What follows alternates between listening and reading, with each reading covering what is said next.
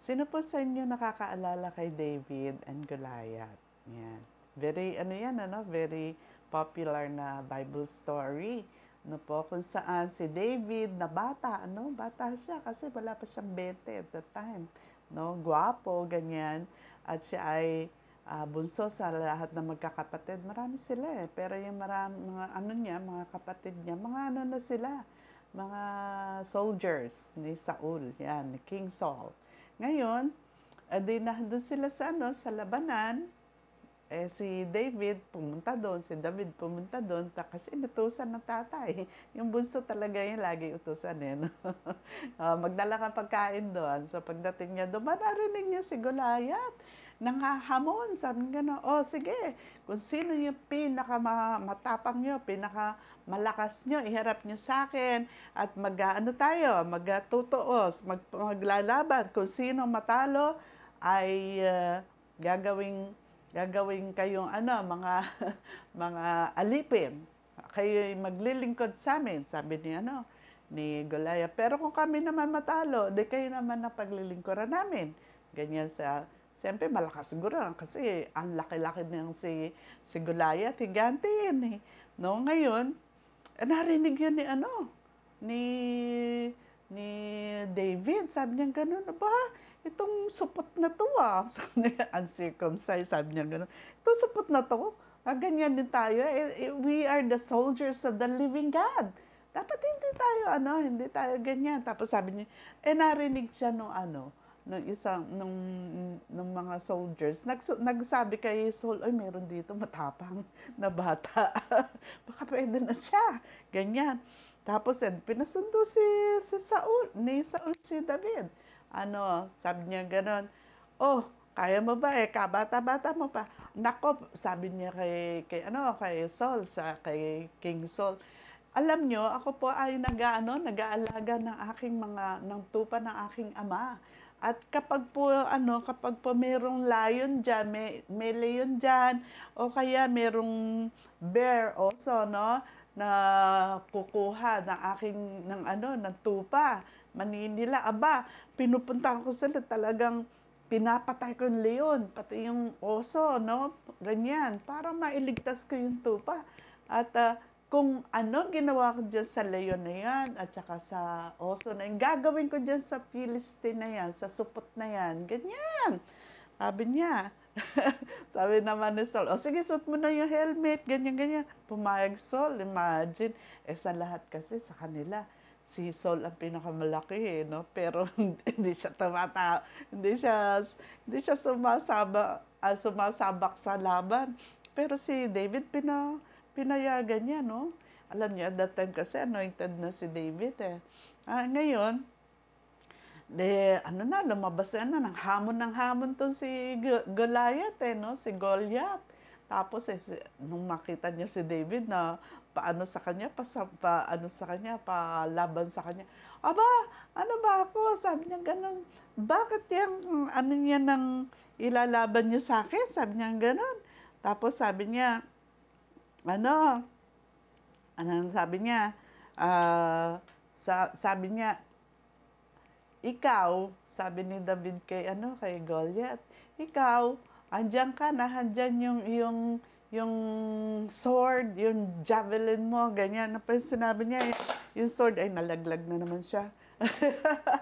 Hindi kasi nakafasten to eh. Ayan. Na yun, sabi niya, pero ako, sabi niya ganun, ako I come, sabi niya ganun, in the name of the living God, sabi niya ganun, ganyan, talaga, ganun yung kanya, tapang, Tapos, ginawa ni David? Walang katakot-takot, kumuha siya ng bato, 5 bato kinuha niya, smooth, tapos inano niya sa kanyang tirador, sa kanyang sling, tama si David si Goliath sa noo, niya, sharpshooter, po. Tapos, ayun, kinuha niya yung kanya mismong sword ni Goliath, at talagang pinutulan niya ng ulo, pinugutan niya. Yun. Tapos, alam niyo, ang ganda nung sinabi ni David Sabi niya ganun, you come against me with sword and spear and javelin, But I came against you. I come against you in the name of the Lord Almighty, the God of the armies of Israel, whom you have defied. Sabi niya ganon. Tapos, sabi niya ganon, this day the Lord will deliver you into my hands, and I'll strike you down and cut off your head. This very day I will give the carcasses of the Philistine army to the birds and the wild animals. Sabi niya ganon. And the whole world will know that there is a God in Israel. Yan. So, all those gathered here will know that it is not by sword or spear that the Lord saves. For the battle is the Lord's, and He will give all of you into our hands. Yun, sabi ni David, ano? Ang tapang ni David. Kasi yung tapang niya, kinukuha niya sa Lord.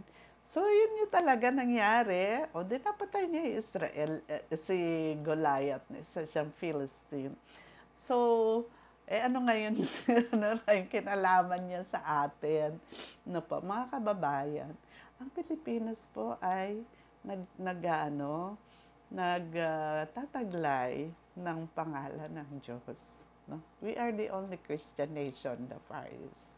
Kaya po, dapat sa ating pong pagtatanggol sa ating bansa, tayo po ay dapat na mag-trust sa ating Diyos, no?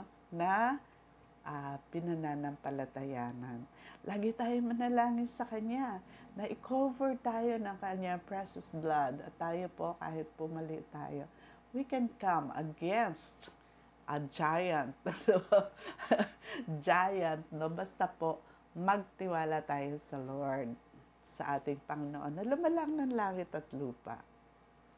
Sabi niya, trust in the Lord with all your heart and do not rely on your own insight.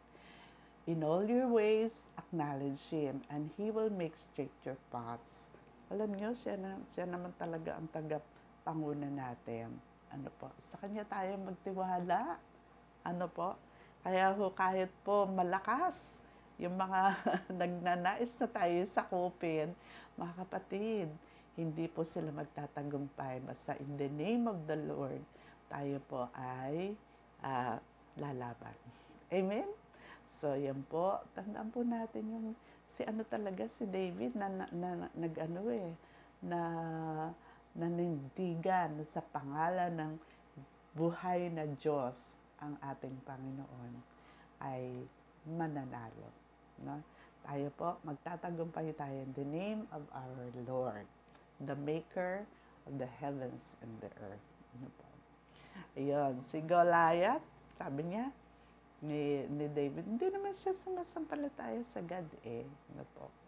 Alam niyo, malakas ang Lord. He is mightier than sino man, than anyone. Ano po? Sabi niya, greater is He that is in me than he who is in the world. Sino yung He na yan? The Maker of the heavens and the earth. Yan. So, yun po yung gawin po natin. Patuloy natin ipanalangin na ating bansa. Ano po? At patuloy rin nating ipanalangin ating presidente. Ano po? Dahil ang ating presidente, Ferdinand Marcos Jr., yan po, siya po ay talagang kailangan niya po ang suporta natin mga mamamayan bilang siya po yung kahit hindi natin siya ibinoto, kahit hindi ninyo siya ibinoto, kasi ako bumoto sa kanya, still siya pa rin po ang presidente ng lahat sapagkat we are a democratic country. No po, tayo po ay demokrasya. Kaya yung mga ibinoto ng karamihan, di ba, paramihan ng boto yan, yun po yung presidente kahit noong mga natalo. Pero yung mga natalo na gustong agad-agad umupo bilang presidente, maghintay na lang kayo ng 2028. Okay po ba yun? So, tandaan po natin na tayo po ay meron pong pagtatagumpay basta tayo po ay mananampalataya sa ating Panginoon. Amen? So, ito po si Lola Madam nagsasabi na kapag ang Diyos ang ating gabay, kay saya ng buhay. God bless everyone. Bye-bye.